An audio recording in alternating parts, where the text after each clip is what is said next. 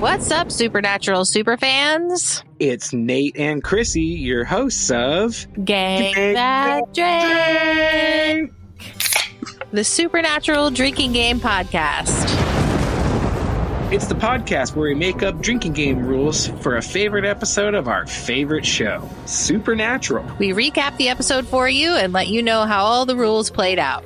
Then we let you know the drinking game rules for the next episode, so you can play along. But we want to talk to you today about becoming an exclusive member of Gank That Drank, a Supernatural drinking game podcast. Becoming a member is just $5 a month. It's easy to do, and it helps keep the podcast going, bringing you more fresh drink to gank.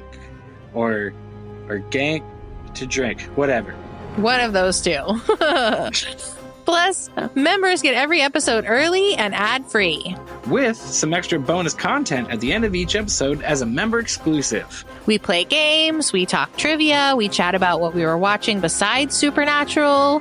We talk about our lessons learned from each episode, and sometimes give you a geographical zoom in on the towns or areas the episodes take place in. We have fun! Ha ha ha ha! And we gank those drinks, and we want you to be a part of it. So join us and become a member at truestory.fm/Gank That Drank. And when you're out there in the world saving people and hunting things, you know, the family business. Keep the Gank That Drank motto in mind.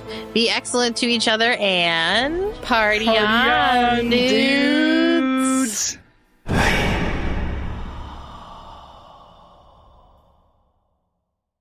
Before we dive in, here's another show you can enjoy in the True Story FM family of entertainment podcasts. What's up, most excellent friends? It's Krissy and Nathan from the Most Excellent 80s Movies podcast. It's a podcast where a filmmaker and a comedian and their most excellent guests adventure their way through the 80s movies we think we love or might have missed with our grown-up eyes to see how they hold up. Join us for delightful discussion, rollicking recaps, ratings, and deep-cut recommendations. Plus, members get some extra fun chit-chat with the hosts after the show. Download the Most Excellent 80s Movies podcast today at truestory.fm. Or find it wherever the finest podcasts are stored. And do remember to keep the Most Excellent 80s Movies podcast motto in mind. Be excellent to each other and party on. Party on, dudes.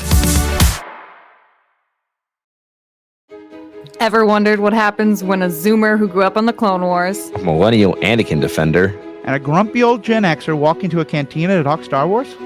Then we've got the podcast for you. Star Wars Generations is a place for fans of all backgrounds to come together, talk about why we love the franchise, and what we can learn from each other. With so much new Star Wars content coming out, we take a deep dive into all of it. We talk stories and characters, what we learn about the Force and the Empire, Republics old and new, and how each story adds to the larger picture. Besides episode-by-episode coverage of the new shows, we've been going back to watch the movies in release order. We talk about Star Wars novels and video games, along with fan content and cosplay. And with each episode, we're just starting the conversation, and we hope you jump in. We'll read your feedback, answer your questions. We've even had full episodes dedicated to questions raised by listeners like you. You can find us under Star Wars Generations on your favorite podcast app, or by going to theethicalpanda.com. May the Force be with you. Now this is podcasting. Hello and welcome to Gank That Drank. No, it's got all over my microphone. Oh no, it was you this time. It was me this time. A Supernatural drinking game podcast. It's the podcast where we make up drinking game rules and play along to our favorite episodes of our favorite show, Supernatural. We recap the episode for you. We discuss the episode with you. We tell you how the drinking game rules played out, and then we tell you what's up for next time. Boom. That's what we do. And sometimes then we got cool bonus content at the end. Oh, we got cool bonus content if you remember. Tonight, we're going to be discussing, we're going to have a recommendation corner. We're going to talk about things to watch, things to read, things to listen to. That we've been enjoying lately. So if you're into that, become a member, baby. Bam, do it. But who are we? Well, I'm Krissy Lenz, one of the directors at the Neighborhood Comedy Theater in downtown Mesa, Arizona. That is Awesome, because I am Nate McWhortor, a performer and teacher at the Neighborhood Comedy Theater in downtown Mesa, Arizona. Krissy, it's so nice to be here with you. It is so nice to be back on the Chuck Wagon. We are back on the Chuck Wagon. Before we get onto the Chuck Wagon, I posit this question to you. I thought about saving it for bonus content. Okay. But I'm going to posit this question to you. Would Dean, specifically Dean, be in favor of drinking a beer out of a skinny can? Oh, no, Dean wouldn't drink a beer out of skinny can. Right? Now listen, if that's the only beer that there is, Dean will drink beer out of a skinny can. But he won't like it. I only say this because I cracked open a Dos Equis here, and their cans are now skinny cans, as most of the people are going to that. It technically is actually anyway for many reasons, but there's still this in my brain this disconnect drinking a beer out of a skinny can, even though they're not the first ones to do it. Corona's done it for a long time. Modelo Oro is skinny can. Yeah. Yeah, Michelob Ultra is a skinny. I mean, I don't drink Michelob Ultra, but I do. I used to. So there's this just disconnect in my brain, because normally when I drink a skinny can, I'm expecting it to be like a seltzer or I'm drinking White Claw right now out of a skinny can. Right? Yes. And so as I took my first sip of this Dos Equis, my brain kind of broke for half a second, and I was like, that's not the taste that should come out of this shaped vessel. That needs to be shorter and fatter. Yeah, a man's can. So I am not gendering the can. I then wonder, would Dean, would love to see a scene of Dean drinking either a White Claw or a beer out of a White Claw shaped can, where he then looks at it and would complain. Yeah, he would not do it. Right. Anyway, that's a weird place to get off on, but it is a drinking game show. It is, and we do the drinking. We talk about the drinking. We make rules for the drinking. So, let's launch into tonight's episode then. On that note, we are talking. Like you said, like you brought up, the Chuck Wagon. We are still just rolling along talking Chuck episodes, and this one. Boy, it is it is the Chuck episode, basically. It is his showdown with Amara. We are talking season 11, episode 22, the 240th episode of Supernatural, the 100th episode to feature demons of Supernatural. Okay. It aired, yeah, I know. Look, we're crossing all sorts of milestones here. It aired May 18th, 2016. A time much happier than our own. But not much happier, just a little happier. Written by Robert Behrens and directed by John Badham. Yeah, that is what we're talking tonight. It's a good one. It's a great episode, and we have some drinking game rules. They are thusly. Okay, lay it on me. Lucifer acting like a petulant juvenile, or a petulantly or juvenilely just being a big old kid. Take a drink anytime we see some pie charts.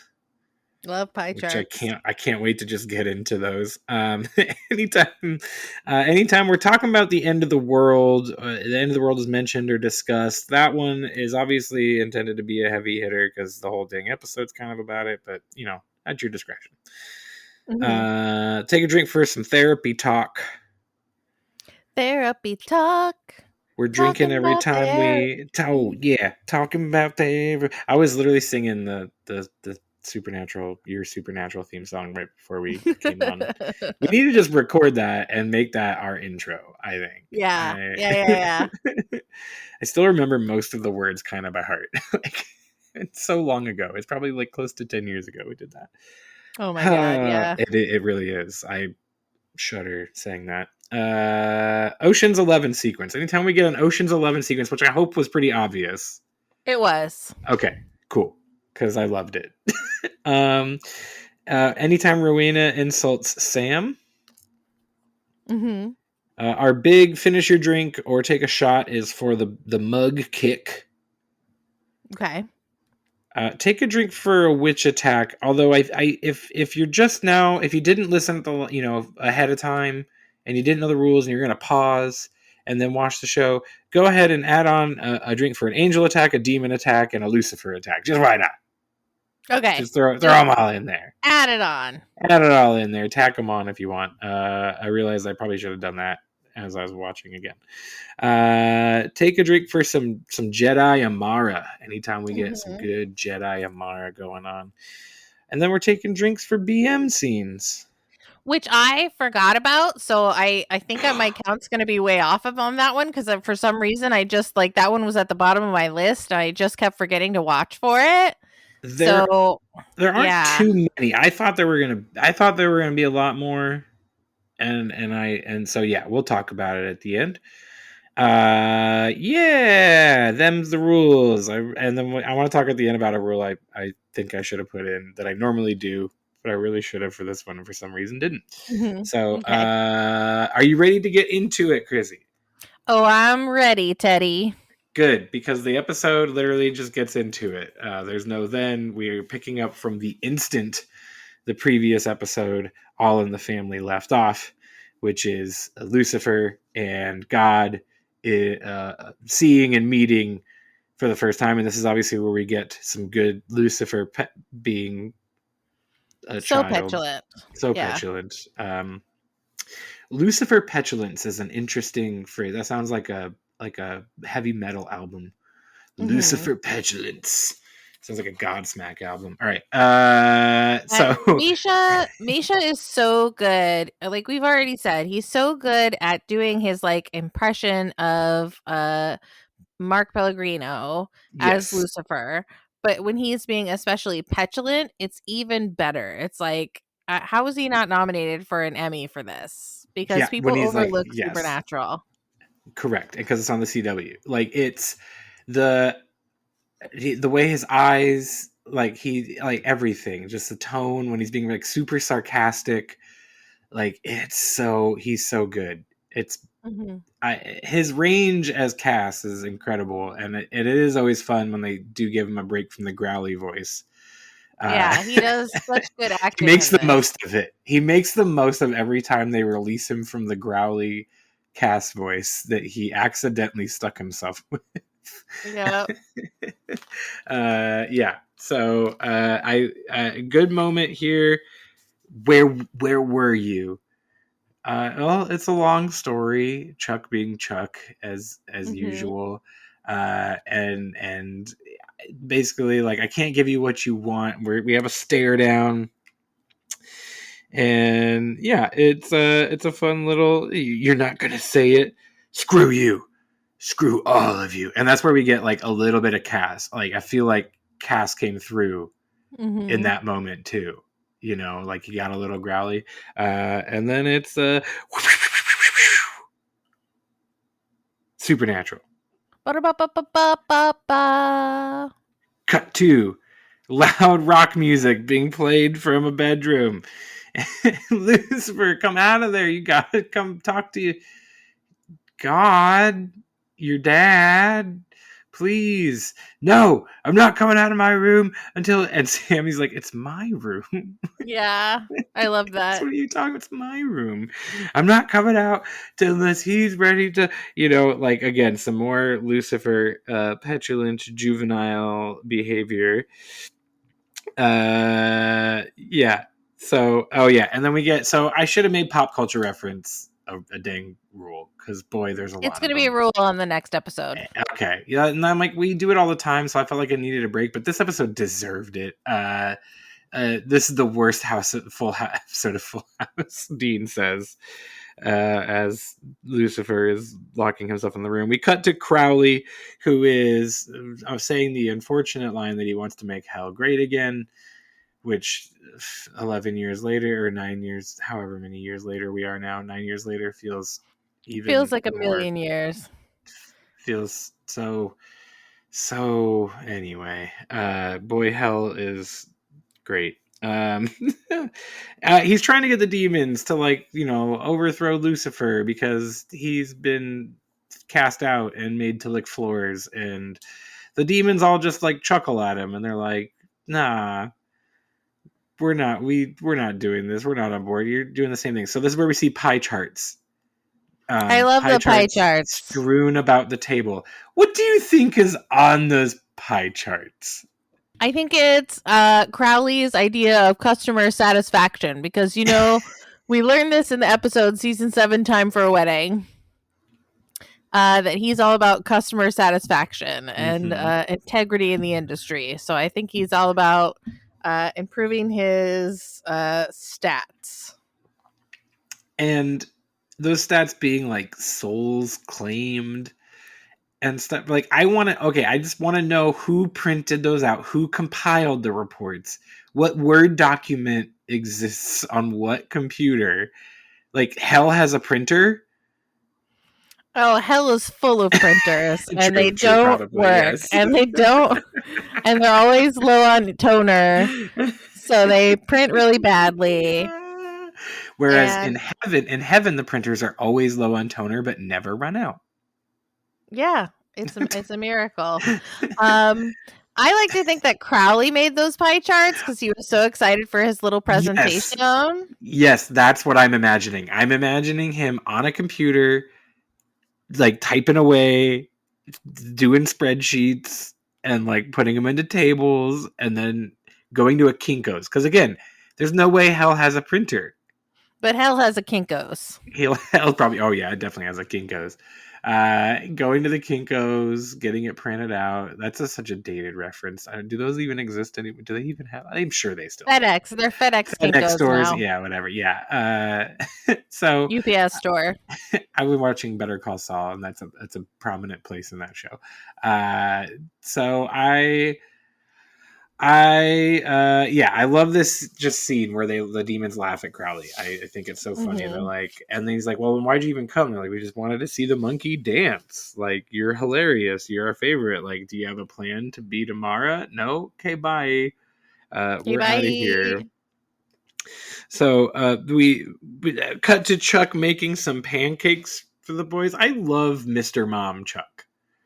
Yeah, but like one thing I noticed in this episode is that Rob Benedict standing next to everyone is so short. He's teeny tiny, especially compared to the giants that are the boys. But yes, he's a short fella, which is why I think he's always, he stands on top of the platform or whatever at the end of the episode. But also, then there's this. We'll get to the scene where he's talking to Sam and Dean when they're on the terrace or whatever, the landing of the stairs, and it's a weird their thing. Little settee, and it's so okay. We'll get into that in a minute. Okay, so Chuck's making pancakes, and we're talking about what to do about Amara. The end is freaking nigh, which is a great line from Dean, as he's like, we don't have time to wait for Lucifer or whoever else. Because Lucifer's just not coming. He's not coming out. So eventually we do get them to sit down, but not before we cut to Rowena, who is astrally projecting into a shack in what we assume is the bayou somewhere in Louisiana, New Orleans. And there's Clea, and she's like, Rowena eventually walks in, not astrally, and they have this conversation of, well, the world is ending. I've seen the darkness. I've seen inside her. I see there's nothing. We got to get out of here. Let's go back in time. I've got the Book of the Damned. Let's go back in time. Let's buy ourselves a couple more centuries of life. What are you thinking? Medieval times? I know, not the great time to be a witch or a black woman. But Clea wants to go to the Greek antiquities. And I look her, and Rowena's like, oh, like that's a much better time to be a black woman. And I'm like, actually probably is. Yeah, probably. Definitely way more than the medieval times. So I just love this little plan. I love this little conversation, this little plan. I like that Rowena looked for hex bags, but not a gun. Right. I like Rowena being like, yeah, you're a rat that'll get off any ship, and also it's our first of the podcast appearance of Rowena. Yay! Rowena! Played She's by beautiful. Ruth Connell. She is beautiful and awesome and so Ruth funny. Connell, the real life partner and mother of the child of Rob Benedict. Boom. Which makes parts of this episode kind of funny and weird. I don't know. This is a really incestual show, isn't it? Yes. It's or really nepotism a show going on. So many people in the show are like date other people who are on it or end up being with other people who are on it. Well, we don't need to focus on that. Let's get back to the fun stuff.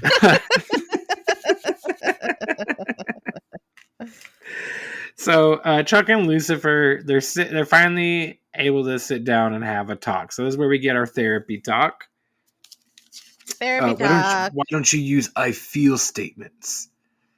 Which I Dr. love. Phil. I love that Dean's the one leading these guys through therapy. It's so funny. So they sit in there, have their talk, and it's good. It's I was your son, you forsook me. I had to. You disliked my humans. And he's like, but you made me dislike them. You gave me the mark. You're the reason it changed me. He's like, no, it just amplified what was already there, was your disdain and dislike for the humans. And so I had to let my creations breathe. So I had to lock you away. Which, like, okay, it kind of total BS on Chuck's part, because, like, we're still led to believe that, like, temptation is the devil playing tricks with us and stuff, right? So, like, ultimately he didn't. But I guess Chuck's argument would probably be like, that's not the temptation, that's not the devil, that's just the free will I gave you. What you do with it is yours. There's so many cool, interesting philosophical questions that this like show will bring up and just never touch on or like actually like delve into. I think this is one of them. Like, they just toss them out there. Right. They toss it out there for people on podcasts 10 years later to discuss. But it's a good BM scene. This is our first BM scene between Lucifer and Chuck. And ultimately, so then I love that the boys is like, Sam says, I have to side with Lucifer. All he's asking for is an apology.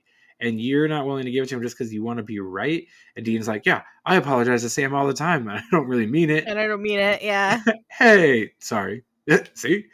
And Chuck says, enough from the peanut gallery. And he sends them up to the landing where they can still hear presumably the whole conversation going on. But now just aren't part of it. And I guess they never try to walk down the stairs to go back. No, well, they've been shooed by God. They're going to stay shooed by God, I guess. Dean feels like, I feel like Dean would really be like, no. This is my house. I live here. I could be where I want. Oh yeah, I love the line. Do you know what it's like to argue with your father when your father is God? And like, it's so funny because the universal like answer that's hanging in the air for literally everyone in that room, everyone watching, and everything is just like, yes, because that's like all fathers. Mm-hmm.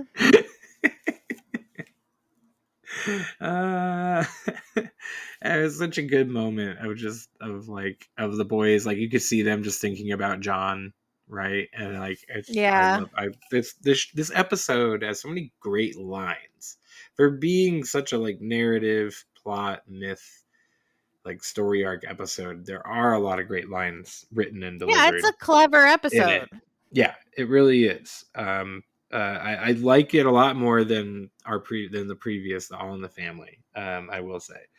So, Chuck eventually does apologize. Yes. Whether he means it or not, we don't know. But once he gets that first apology out, then he's all apologies. Oh, he's everywhere. He's like, sorry to you, sorry to you, sorry for this, sorry for that. It's like he unlocked the apology mode and just sticks with it. He's like, wow, that felt great to BS people to their faces. I'm gonna keep doing it. Better than BSing them and not being there.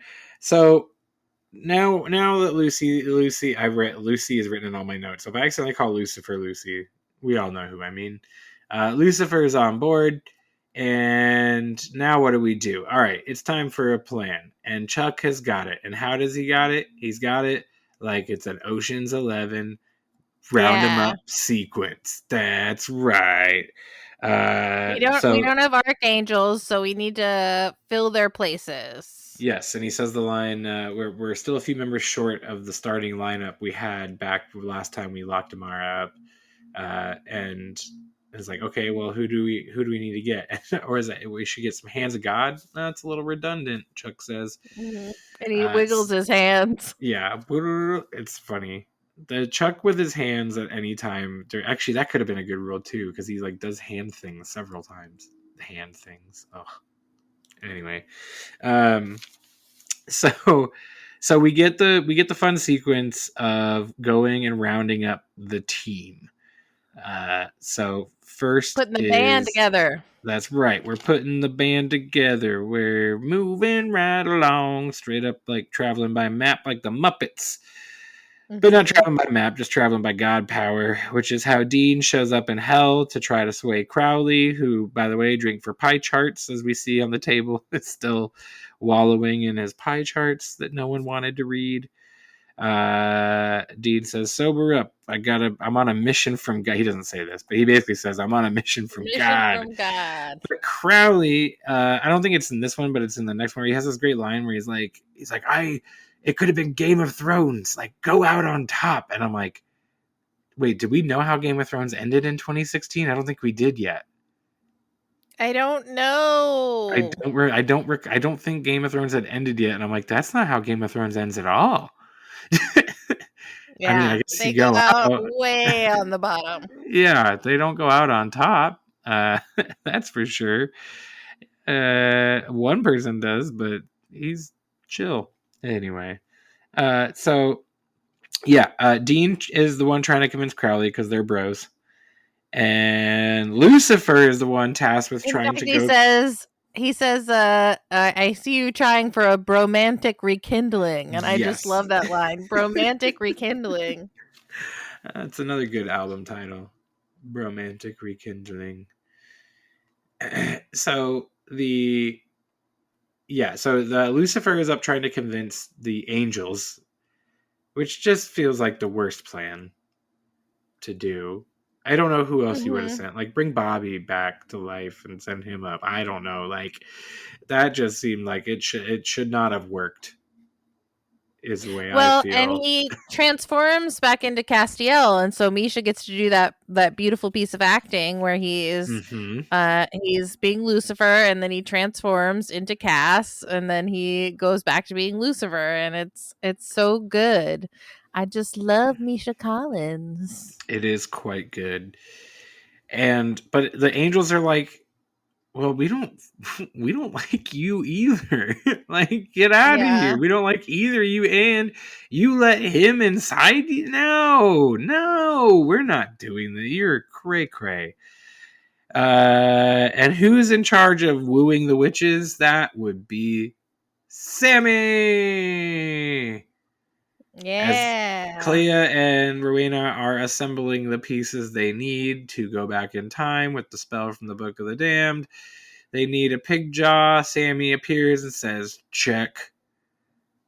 Oh, what are you doing here? Oh, he's covered. The aura around him, Clea says, is something like I've never seen.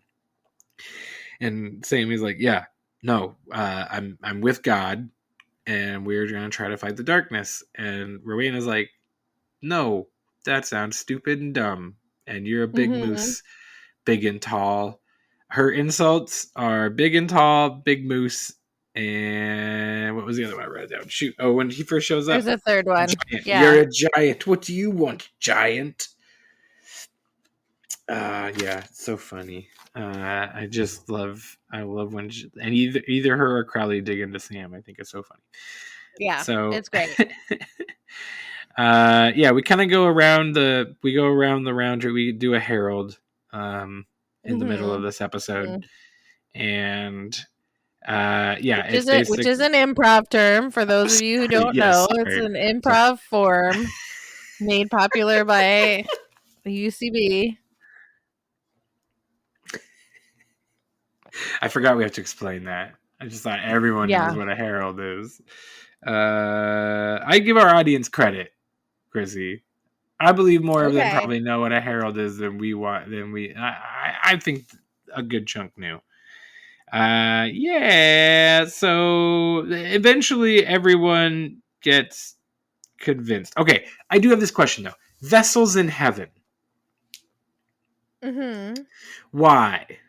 Other than obviously because they're actors and we can hire them and people and it's easier to film than like light beams talking. But isn't that what it should be in heaven? Is just like beams of light, which are the angels, like then talking. Isn't that what we should see when they're without any humans around, right? I get it if the boys are around. Like when we were dealing with Zeke and all that, like I get that. It's when it's just angels. Yeah, I guess that's a good point. I never thought of it like that. I don't know, it just occurred to me this time. I don't know why. I was like, they shouldn't really be people, right? Like have their vessels right now. They're in heaven. They should just be. Well, but they're all wearing suits and stuff, so I think it's like, yeah, it's what they turn the angels into is very interesting in this show. They're just like all very uptight, stiff, like rule followers. Yet they're always constantly like rebelling against each other and stuff. Yeah, but they're like business people, right? The opposite of except they don't have pie charts. Where are their freaking pie charts? The demons got pie charts. There's no Castiel didn't make any for souls saved. Yeah, there's no competing. There's no what's the market share of souls right now? Who knows? Yeah, I mean, Crowley knows, but the angels have no clue. They're out here just farting in the wind. Oh, so farting in the wind. I don't know. We go round and round a couple times. So I counted two within this one sequence, 2 different Ocean's 11 sequences because we kind of like cut back to the bunker in between. So I'm like, all right, that's kind of 2 different ones. Also, 2 just trying to get drinks out of it.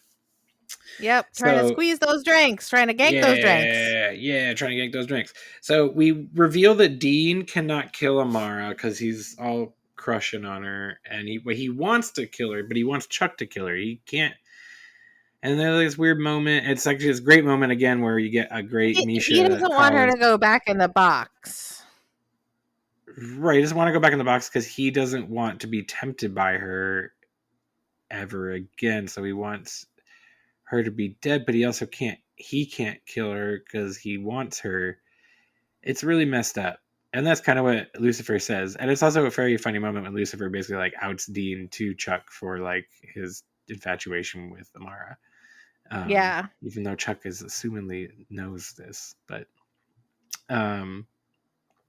yeah, so this moment of like, I tried to kill her, but I couldn't. And Chuck's like, well, maybe because you didn't want to. It's like, no, that couldn't be it. That couldn't be it. So, yeah, we get the roundup Ocean's 11 sequence where they all kind of agree, okay, fine, we'll do it. Clea says like, no, this is a chance to fight. Crowley kind of realizes that this is, better than just dying, I guess. Better than nothing, yeah. Better than nothing, and there's no way. Dean's like, did you expect the demons to go for that? Stroke your ego? Blah-da-da-da. And the angels, I guess that by default the angels agreed. We don't really get that scene payoff necessarily. Later, yeah. We don't ever get that because they're beams of light. That's anyway. Cut to Amara visits Donatello, sucks the location of where God is out of him, and finds that he's in the bunker. Kansas. Yeah, Kansas. And she goes to the bunker. She kicks a mug. The world's greatest dad mug that Chuck Take a drinks shot. out of. According to the Wikipedia, they had a target for her to hit to like aim at when she kicked the mug, and she nailed it on the first try. So, just a fun fact there. She is that good. Yeah, she's that awesome and just so good in this episode too. The gang is all here. We get fun meet 'em up moments between a couple of our characters, Lucifer and Rowena. Hello, Fergus. Hello, Fergus. The you think you're the first man who tried to kill me line is good. Yeah, it's fun little reunions. I call them meet 'em ups. Meet 'em ups. Meet 'em up. I'm going to a family meet 'em up. I'm sorry, I can't hang out. I gotta go to a family meet 'em up. Chuck then appears in a flash of light. Hello, my children. Ugh, eye roll. Boo. Lays out the plan. And that was our final round table of Ocean's 11 was them presumably we hear the plan, but we don't know the plan, and all of them going like, huh, really, that's it, that's Yeah. So Chuck's going over the plan, lays it out. All right, first it's gonna be the witches, then it's gonna be the angels, then it's gonna be the demons, then Lucifer, you and her, and then we'll see if we can close this thing out. That's the plan. We get fun digs like from Crowley saying who's the weakest and most expendable. That'd be the witches. So then and then it's transfer the mark to Sam. Record scratch.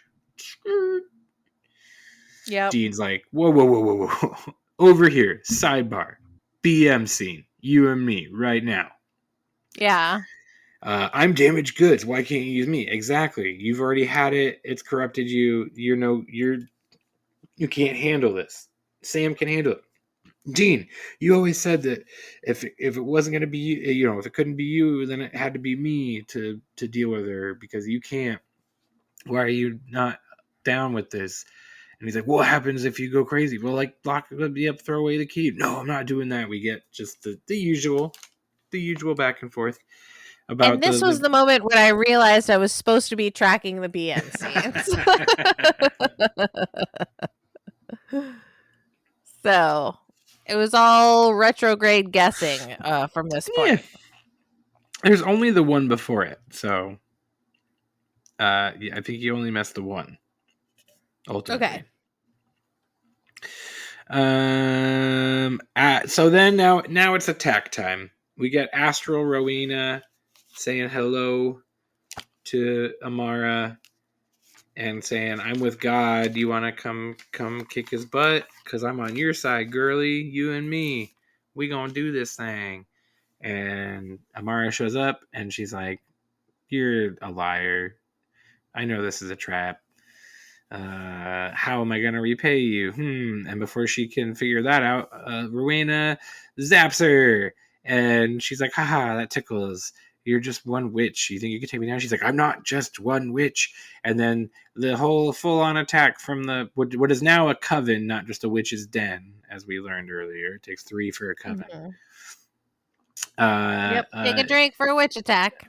Yep, this is the witch attack, and they're attacking, and Jedi Amara shows up and eats the electricity and shoots it all back at them, and bam, witch is dead, except for Rowena.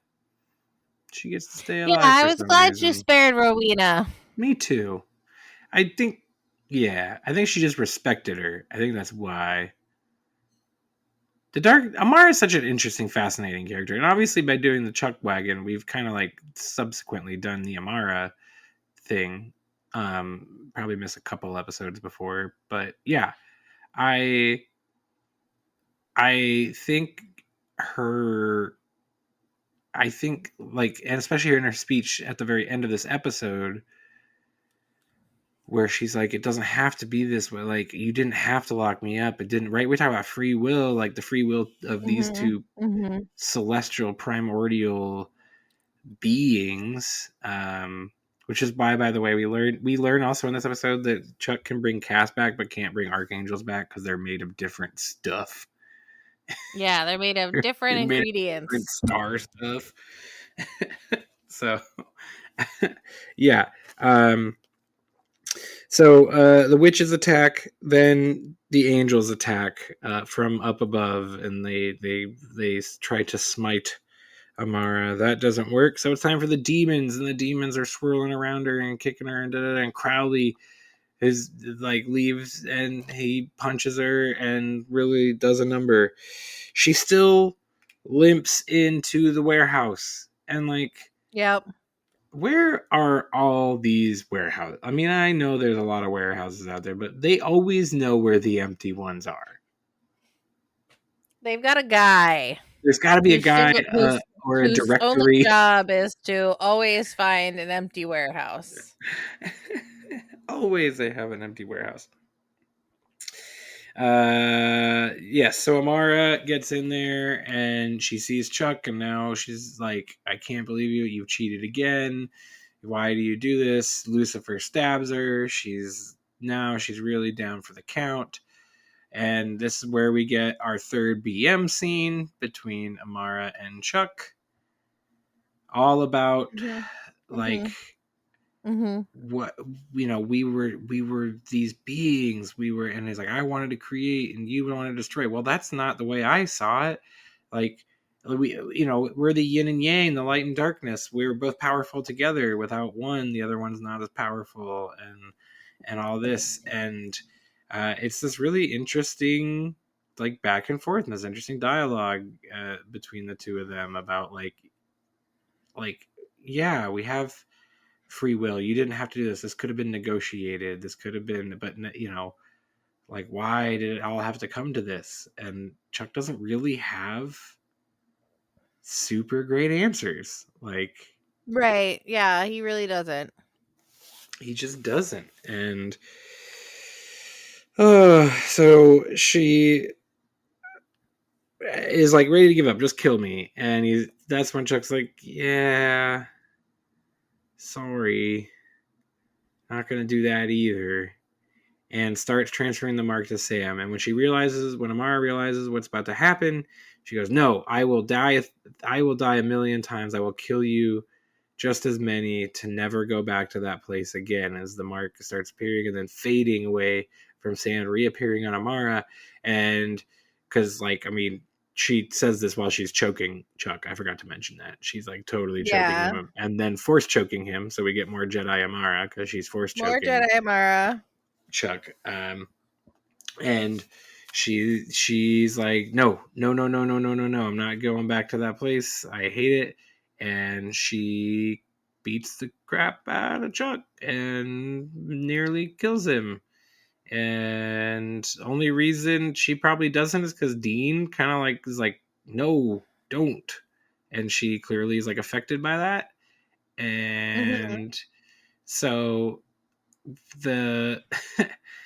she takes out Chuck, or we think she takes out Chuck.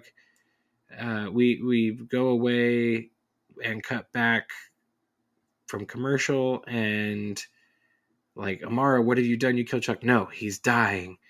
And she's like, I am about to go on my rampage, basically. It's time. And yeah, I mean, Chuck just kind of is laying there twitching. Yeah, in his tiny body. And that, I'm pretty sure, is the end of the episode. I don't have any more notes. That's the end of the episode. That's the end of the episode.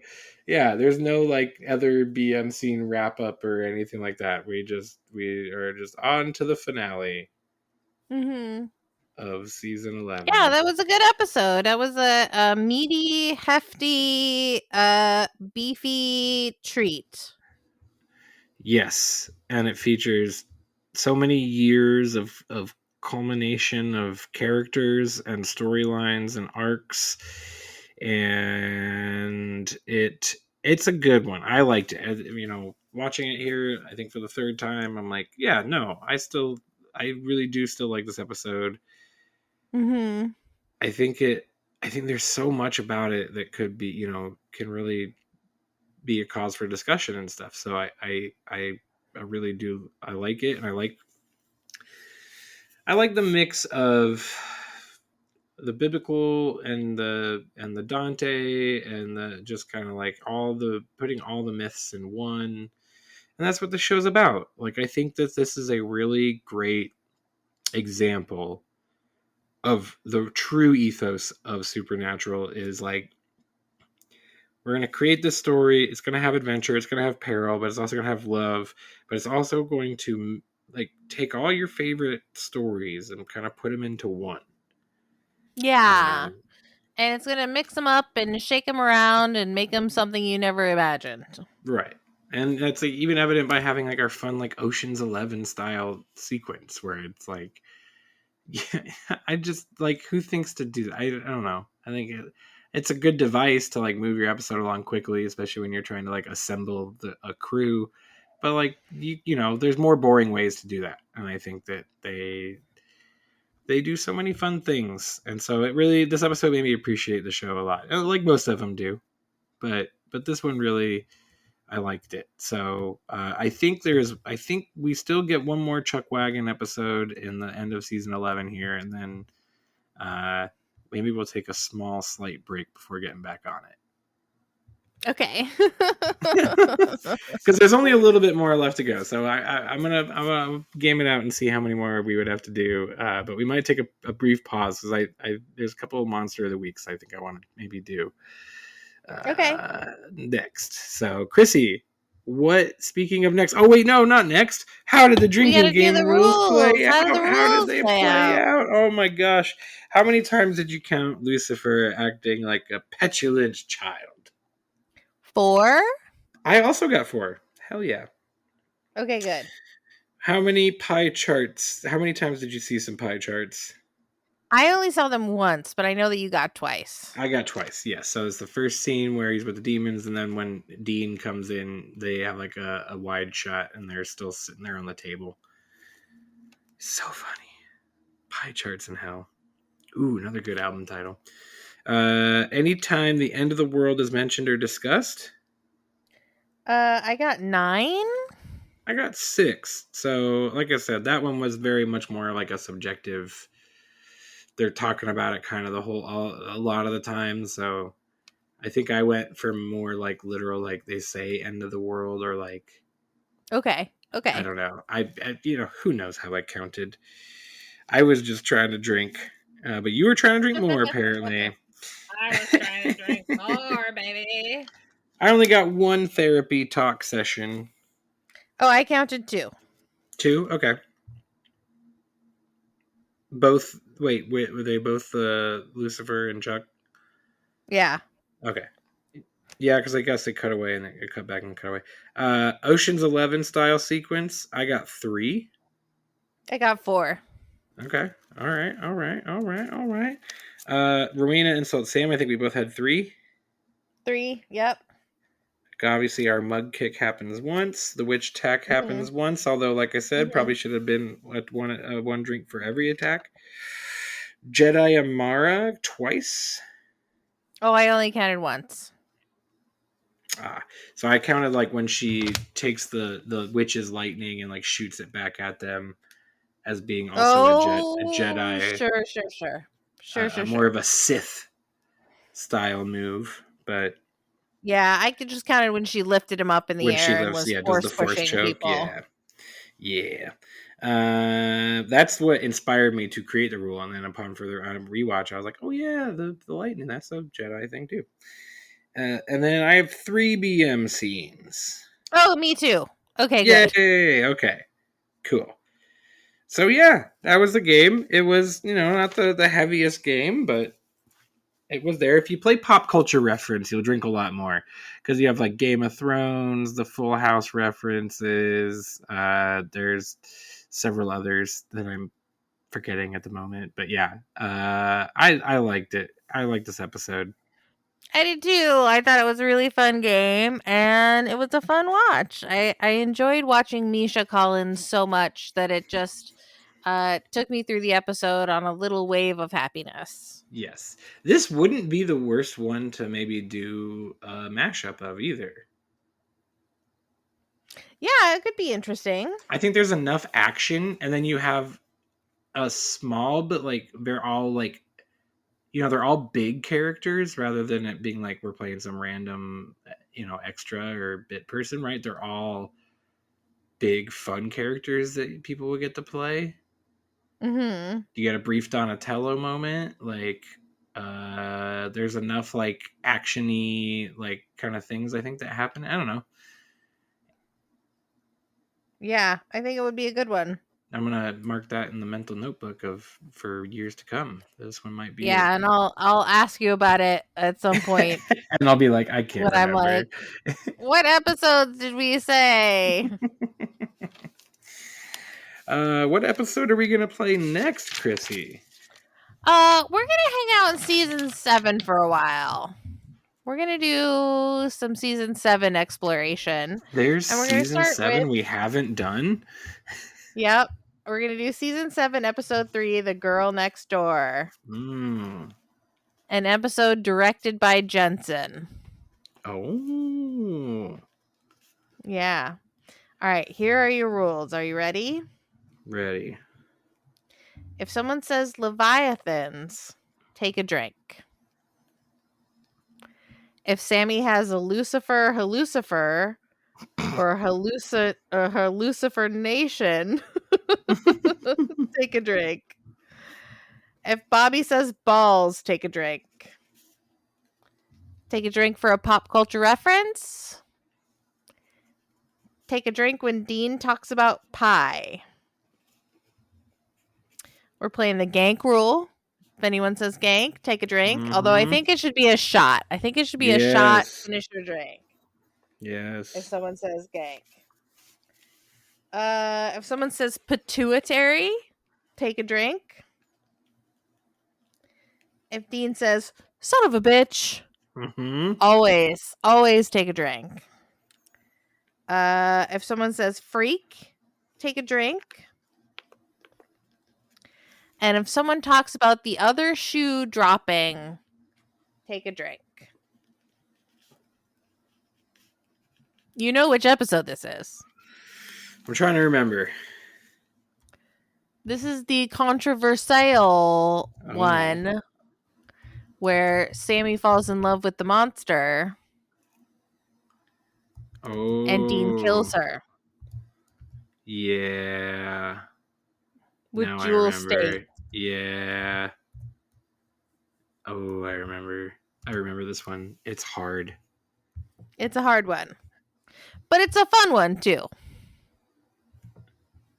It's both fun and hard. Directed by Jensen Ackles. I'm excited. I'm excited. Yeah, don't let my apprehension at how hard I am remembering it being as not excitement. I am excited because, season 7 Leviathans. We love season 7. Oh, so many Leviathans. Okay, Nate, where can people find us in the real world to enjoy our comedy stylings? If you want to enjoy our comedy stylings in the real world, go to nctphoenix.com and see when we're doing shows in downtown Mesa, somewhere along the street of Maine in downtown Mesa. I say that because we are temporarily not in our space. And who knows, by the time you're listening to this, maybe we will be in our space. But if you go to nctphoenix.com, it will have the most up-to-date information as to where and when tickets for shows are. Those are words that describe the thing. Just go to nctphoenix.com and see and come see some hilarious improvised comedy in Mesa, Arizona. If you live here, if you're visiting, if you time traveled, if God teleported you here, come check out a show. Come check out a show. We want to see you. If you want to hear more of me, check out the Most Excellent 80s Movies podcast, also on True Story FM or wherever you get your podcasts. If you want to hang out with Nate and Krissy a little while longer and hear a little bit more in depth, sometimes we play games. Sometimes we just chit chat. Sometimes we do what we're going to do rail tonight, which against is skinny cans. Yes, we do. We're going to talk about tonight recommendations that we have of things to watch, read, and listen to. You can become a member at True Story FM. Just click on our podcast and then click on the Become a Member link. And if you don't want to become a member, that's cool too, baby. Just rate, review, subscribe, leave a message for us on our social media at Most Excellent Pod. Whatever you can do to support the podcast, we appreciate you so much. And when you're out there in the world saving people and hunting things, the family business, be sure to keep the Gank That Drank motto in mind. Be excellent to each other and... Party on, dude!